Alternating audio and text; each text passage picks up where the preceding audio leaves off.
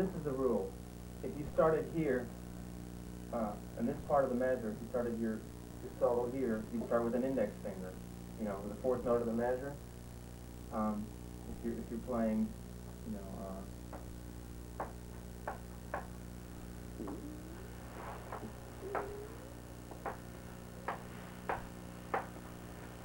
okay. I'm making this up as I go along. Okay, say this phrase.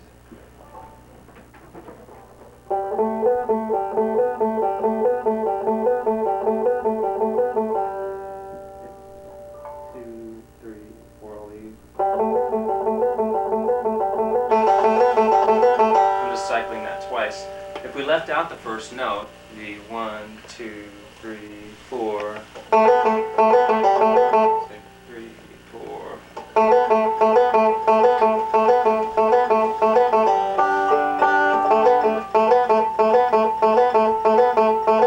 I'm just trying to illustrate the point that if I left out the first note of the measure, I wouldn't play the thumb, I would start with the index. And that's all I'm trying to say. I'm probably saying it in a complicated way. It's a lot simpler. You subtract this note, you subtract that right hand thing, and that's what's allowed me to have good timing when I'm doing this stuff. When I'm stopping, I'm starting. It becomes very instinctive. You know, it's really only a choice of a downbeat or an upbeat. Very fast downbeat or upbeat. 1, 2, 1, 2, 1, 2, 1, 2, 1, 2. And you start to feel it as you get used to making sure that you're hitting your downbeats with your thumb. I think your thumb is your strongest finger on your hand, so you want the downstroke to be the thumb. You want the first stroke of the measure. That's where the power is. If it's an upbeat, I mean, it doesn't feel the same. And that's probably the main reason I do it this way, because it feels right to me. You probably could make it work the other way if you felt like it felt better to you and you were sure that you wanted to commit to that approach. You could make it work, but I strongly recommend starting with the thumb and just making that the rule. But the thing is, I think you do need to commit to one approach or the other and do it just that way. Because if you're always going back and forth, you're going to have timing problems. Sometimes you start with the thumb, sometimes you start with the index. Your own inner timing's not going to solidify, because it needs to be so second nature. It's just like hitting the fifth string. You wouldn't hit it with this finger. You know, you'd hit it with the thumb. So when you do a downstroke, you know, downstroke of a measure. So what were you going to ask about? Well, at one point, just about sort of sequencing of notes. I think a lot of people at our level get to the point where we understand the chords and the scales and arpeggios that go against them. Mm-hmm. But it's like even yesterday I asked you about like E minor and C7, and you talked about what notes. And I knew what notes you meant, but you turned it into music. Right. And I know at the point, like when you're doing it now, I think it's pretty automatic. Yeah. But I think a lot of people go through that phase of it's a hard step, taking the raw materials of just having these scales and arpeggios and not making them sound like scales and arpeggios. Right. Right. Well, I had a guy a teacher who said, asked me to play a scale, you know, and I was playing Howard Square, and he said, no, it's like as if it was sung. The scale can be a beautiful thing. He said, phrase it. You know, and once you get in the habit of never playing anything that doesn't sound good to you, you know, it's a great habit to get into. I just decided I didn't ever just want to be sounding like that, and then whatever I did, I would take the time and effort to make it sound good, even if it was by myself in my room. I wasn't going to, you know, allow for, you know, because most of the time when you don't get a good tone, it's because you're just not paying attention. You know, and the tone and the rhythm and things is a lot of what makes it into music. Not just the notes. Yeah. It's the sound of it and the rhythm of it that makes it pleasing. You don't need a lot of notes though to be very musical. I mean, that's the other side of it, is that I understand exactly what you're saying about getting the technique and then making it into music, but I think it's almost like people get, I don't know what Bela would comment on this, people get so concerned about building up the vocabulary that they're not it only becomes music when you come out the other end rather than as you're going along. Right, it should always be music. That's a good point. I mean, you can be playing, Cripple Creek, and it can be beautiful, as Earl Scruggs showed us. When you listen to recordings of Earl Scruggs play, it's not, jarring, or simple. It's cool, and you can play one note and have it be real cool. Where that one wasn't so cool. But and find ways to it doesn't have to take a lot. And I think that is what makes people into really good musicians, the people who realize that early enough to start sounding good when they barely know anything. I mean, some guys pick up an instrument and they just sound good. They don't know how to play. Some little kids will sit down at a piano and get a good sound, and it's just a thing. So it's a good thing to think about as banjo players, because we have this jarring instrument that can be really harsh. It can be really loud. We can destroy a jam session. We have this power right here in our hands, and a lot of times we all play too hard because it feels good to play hard on some level. It kind of feels good to. It's a physical feeling that can feel real good. And you just have to be careful about where the thing is pointed. It's like a loaded gun with your among friends of yours that won't be your friends after a little while. I've noticed that a lot of people don't like banjo players because they've had bad experiences at jam sessions. Like when a banjo player comes, the guitar player, he can't hear himself anymore, and the mandolin player, whoever, they just put away their instrument sometimes. So that's a whole other subject. But it all comes down to being sensitive to who you're playing with and stuff. Even if you want to play real driving, hard music, sensitivity still makes it better. But how do you get the tapping that you do so clean on the banjo? It's such a harsh instrument. How do you make it so clean when you're doing it on the two-handed stuff? Well, I do it with this finger because I've got my picks on. I don't do much with it.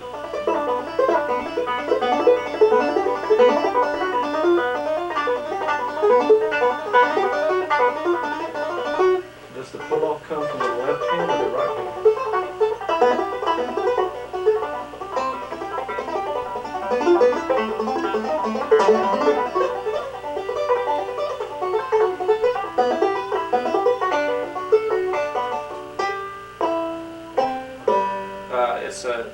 The tap is first you have to learn to make a sound just by touching the fingerboard with the finger.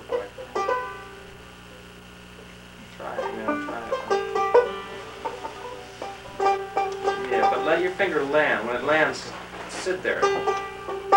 Then you'll have sustain, right? Okay, that's part one. Part two is picking it up like this, so that you strike the string when you let go. Right.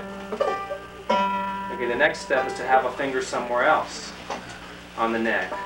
Like, for instance, at the 7th fret. Leave it there while you're doing all this.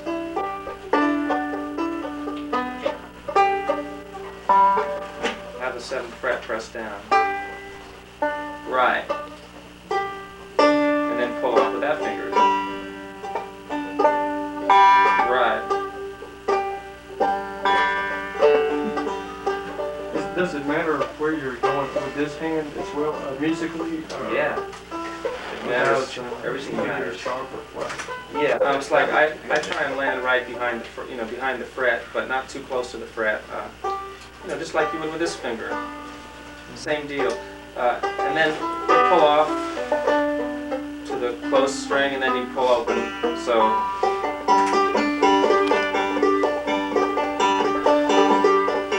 And then you can make it a double thing and pull off to another finger, and then the open string, and then hammer them back on. And here we're outlining a G triad. Root, 3rd, 5th, octave, 5th, 3rd, root. And all you have to do is change one finger to get a different sound.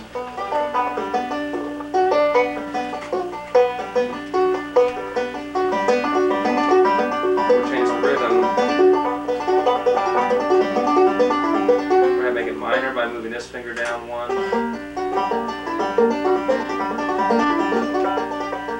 You want to make it a D chord.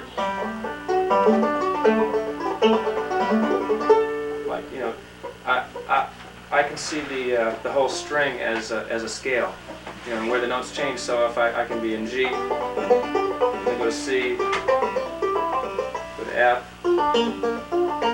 D, you know, B flat,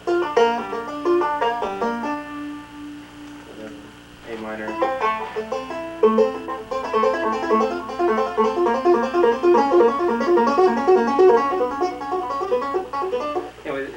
It's a real interesting thing because suddenly all the scales and the modes are kind of laid out for you on one string. You're thinking in terms of, you learn your instrument a whole different way. And I recommend anybody who wants to mess with it, go for it, because it's been completely unexploited in the banjo world. And it's fun. And it's fun I stuff. hate to hog all the questions. You do chimes too that aren't, your harmonics are a lot different too. You do things that aren't, you know, not the 12th, not the 7th, 5th fret. Right, okay, artificial harmonics. Right. How are you getting that? The main, there's a few different ways to get them. One way, okay, here's the deal. When you hit an open string, there is a harmonic at the 12th fret, right? If the open string started one fret higher, if the string started one note higher, the harmonic is moved one note higher, so it's moved here, over the 13th fret. So if you can find a way to put your finger's over here now, so you can't put it up here the way you normally would to get it in D. So you have to find some other part of your body to stick over this fret so that it will make a harmonic instead of just the note. Now I can do it with the tip of this finger, point it and put it, you know, right over the fret. So when you're playing harmonics, you want to be over the fret, not behind it, like when you put your normal finger down. Or I could use my palm, like right here. You're basically chiming it with, Right. creating it with part of your hand and activating the string with another part of your hand. Right. And your left hand serves as the nut, moving nut, right? Right. So I mean, I could go. It shifts the harmonic. Sometimes I use this part of my finger right here, like this knuckle of this finger. I found this works real good. And check this out. Second row. Or whatever it is.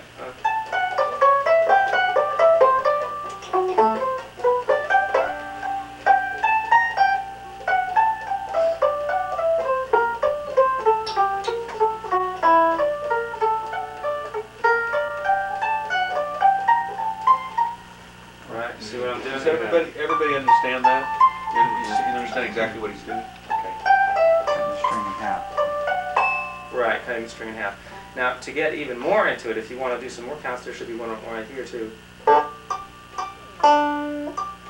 Just because when we do the string open, there's a harmonics in all these places. So that there's going to be a harmonic 5 frets up from any note that you fret, one up 7 frets up. So even on this E note, there's going to be one here, and one here. How are you doing that?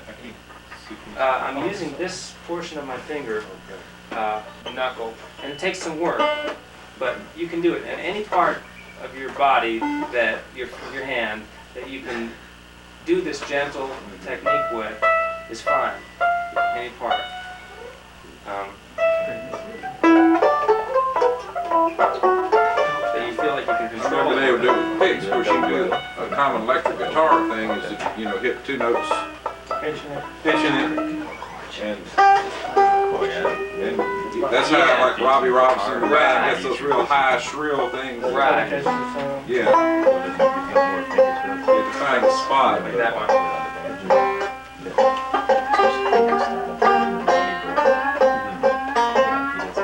I've never been good at getting those. Like every little kid guitar player in the world can get them. I've never No. good at those. Some of them can do it just by hitting the pick real hard. Right. Do you do things with raising the harmonics, like hit the harmonic and then raise the note?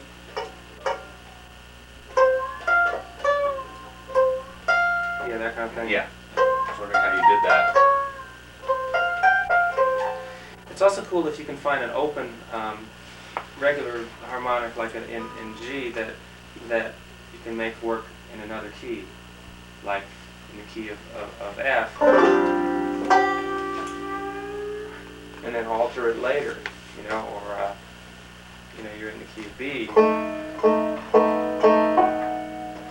you know, whatever. Let me see. I think.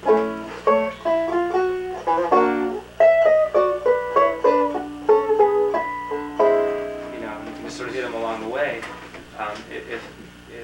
if you know how they fit into the other chords. In other words, this G is a note that works in an E flat chord. You know, it's the top note of an E flat chord. It's also the fifth of C. If you're in C, you can hear the G harmonic and it will sound okay. The B harmonic in C will sound like, you know, make the ninth, the major seventh of the ninth. So you can take that G, those G harmonics, and move the roots around. That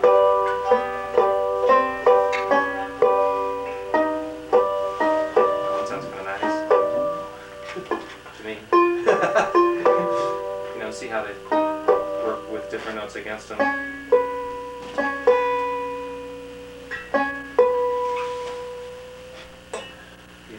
Whatever you want to try, you know, and there's patterns you can come up with harmonics, you know, that are neat. You were playing a little bit of polka dots and river beans, that the walking bass line you did on the third part of it. Right. How do you come up with that? What's your theory of the bass line on that? That's not something I can do spontaneously on any song. That's just, I worked it out on that song. What he's talking about is this,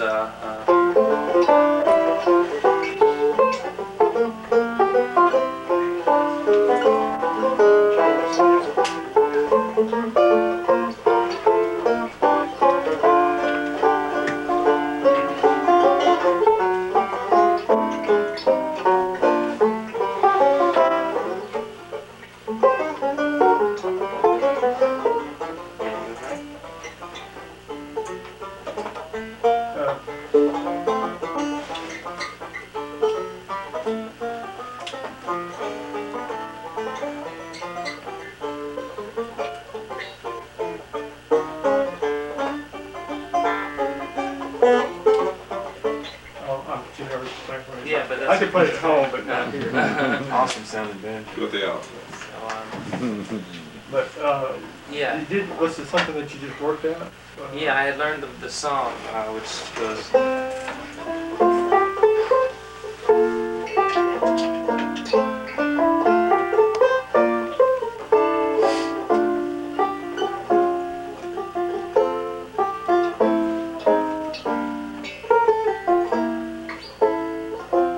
And I was trying to find a way. I wanted to have a bass line going with that melody.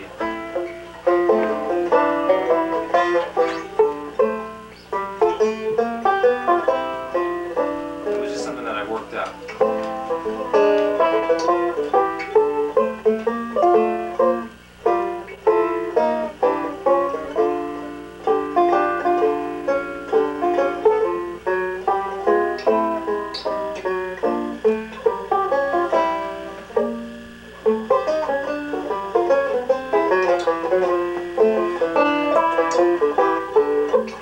Then it goes to the bridge.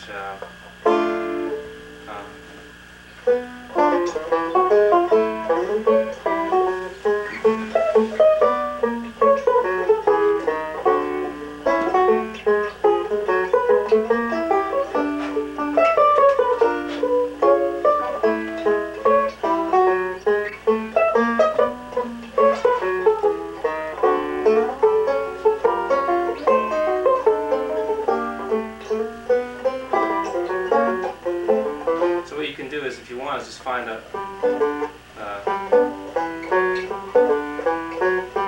might just be in G. If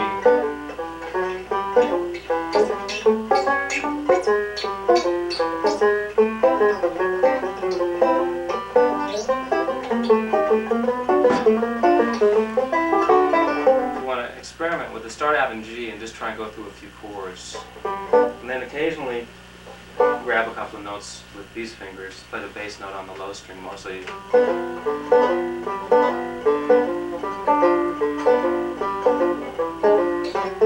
I haven't thought about it.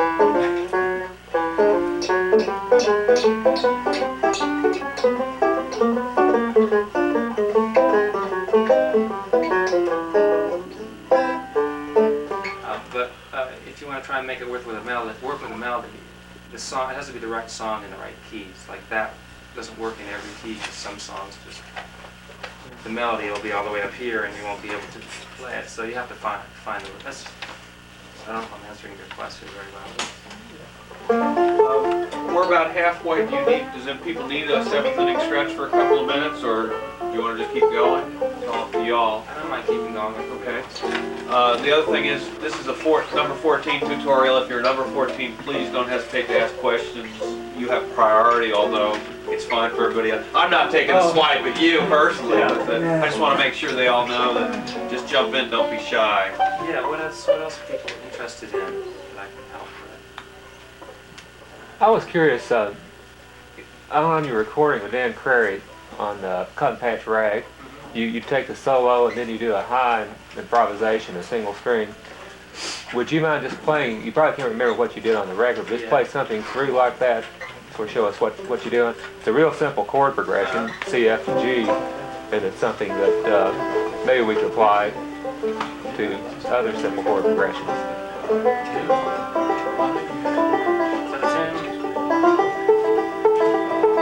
Yeah, that's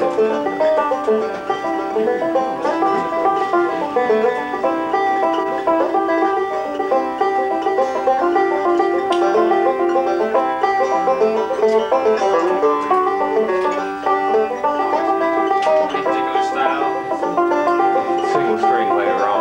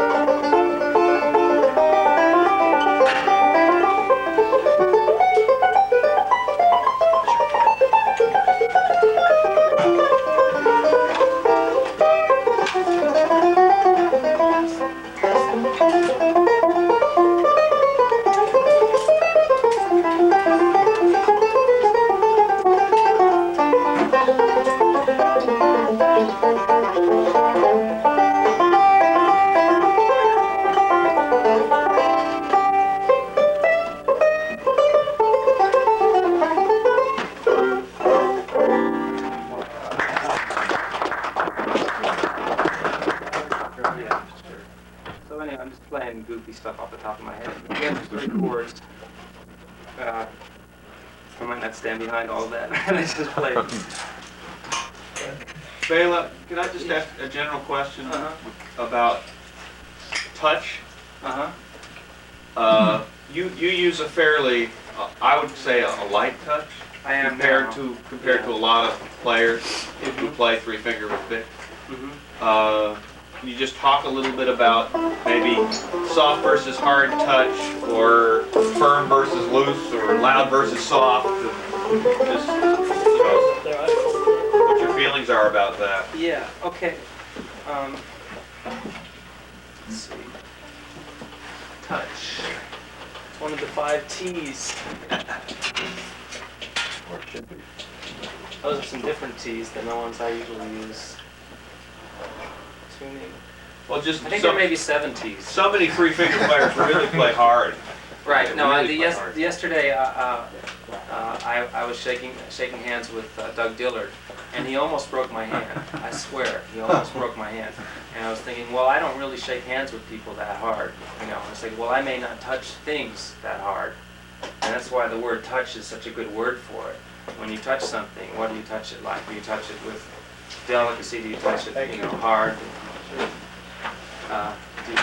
What do you pick when you pick something up? Do you just grab it in any old way, or do you touch it with, how do you touch things? It's a good word. So I think you should touch it, at just enough force to do the job. And once you go past the right amount of force, you're pushing yourself out of tune. You're losing your chops, which is a word people, use in jazz. People, horn players use the word chops, started using the word chops because, their lips, chops, when their chops were right, they could really play. Well, now all musicians use the word chops to mean how good their hands are working, or how good they're able to play. The harder you play, the more you mess up your chops. Because if you're playing with all that extra, putting all that extra energy into pressing the strings down, you certainly can't devote the right amount of energy to picking them up gently and going to the next thing without making noise, or, like I said, bending them out of tune, or whatever. So I'd probably play lighter than a lot of people, but then again, when I was in the Newgrass Revival, I think I played harder, and as hard as anybody, because that's what the music called for. And when I'm playing in the middle of a solo in the Fleck tones, I'm probably playing real hard. But I always like to approach the instrument when I pick it up and try and make it sound good. And this isn't the place for me to play really hard, because I have to have something to play over to want to play that way. But am I answering your question? Don't you tend to lose a little bit of control too, the harder you're trying to play? That's what I'm saying, exactly. The harder you play, the more you give up. In some instances, the music that you're playing doesn't demand that kind of, it's like, or it's worth it. Because the music is so intense and it's so driving and it's so cool that you're not trying to play real dexterously. You're just playing something so Some of them are really